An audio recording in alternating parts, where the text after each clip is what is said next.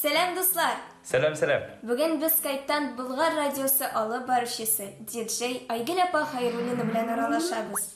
İsen misiniz Aygül Apa? Selam malaylar hem kızlar. Sizni koruğuma men bik şadmın. Eydegiz, aralaşık.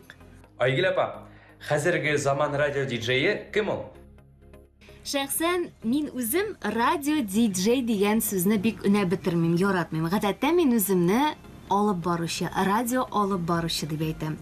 Ник deganda DJni ko'p bilsincha, men ko'p ishroqda ul diskotekada kuylar qo'yishi, muzika kuylovchi DJ bo'larak ko'z oldim. Ammo radioda suylam bilan jurlarni birga motor etib tinglovchi tomoshachilarni yetkiruvchi kishi hunar egasi deb sanayman. Diskotekalarda işlevşi DJ radyoda işlevşiden ne bilen ayrıla? Aytganimcha endi diskotekalarda ishlovchi DJ ul plastinkalar yordamida kuylar kuyli ham shulay endi turli mikslar yasovchi DJ. Radiodagi DJ ya'ni olib boruvchi ul azir kuylarni, azir jurlarni tomoshachiga motor etib suylam osha shulay endi yetkira biluvchi deb sanayman. Radyoda ishlar uchun qayda o'qirga kerak? Bik qiziqli ham o'rinli so'rov deb o'ylayman. Bulgar radiosida ko'pincha radio jurnalistika өлкәсендә bilim olganlar ishlaylar.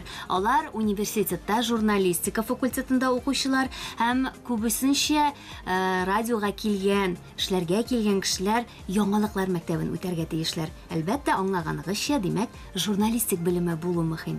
Hali olaygina da tugul, Bulgar radiosindagi olib boruvchilar Kubisi benim kollegalarim teatral fakultetini tamamlovchilar, shaxsan men de Madaniyat ham san'at akademiyasining teatral fakultetini tamomladim.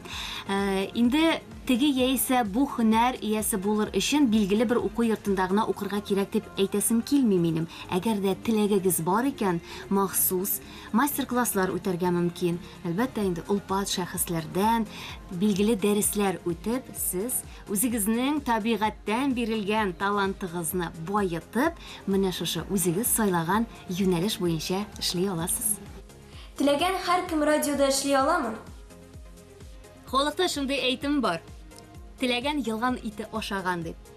Agarda tilaysiz ekan, ham o'zingizning tilagingizni maqsad etib qo'yasiz ekan, nega yo'q?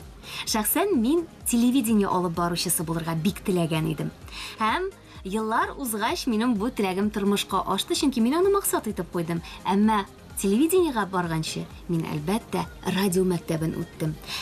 Radioda ishlarga tilak bor ekan, agarda tilak, maqsad ham tirishligingiz bor ekan, rahim etingiz, borisi-da sizning qo'lda.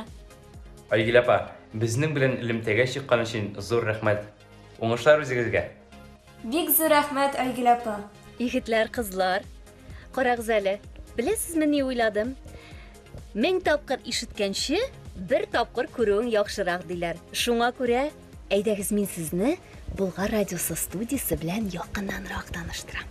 Bizning Bulgar radiosi studiyasi mana shunday zo'r, yoqdi, ham motor.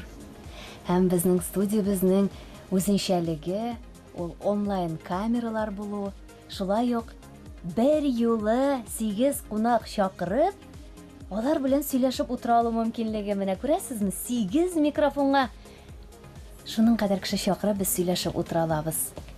Ham ish o'rnimni ozgina ko'rsatdim ali sizga. Ko'rasizmi? Pult bu bizning. Ham bizning jurlar, barliq topshiruvlar mana shu shulay kompyuterlar osha chiqarila. Ham bizning mikrofon. Biz barliq tovush chiqqanni mana shu shulay qaray olamiz. Mana bunda tovush darajasi nechik ko'tariladi, mana tisha qaraymiz. Texnik mumkinliklar bik ko'p, Allohga shukr. Ham mana shu bizning mikrofonimiz, bizning qurolimiz. Mana shulayroq ishli Bulgar radiosi.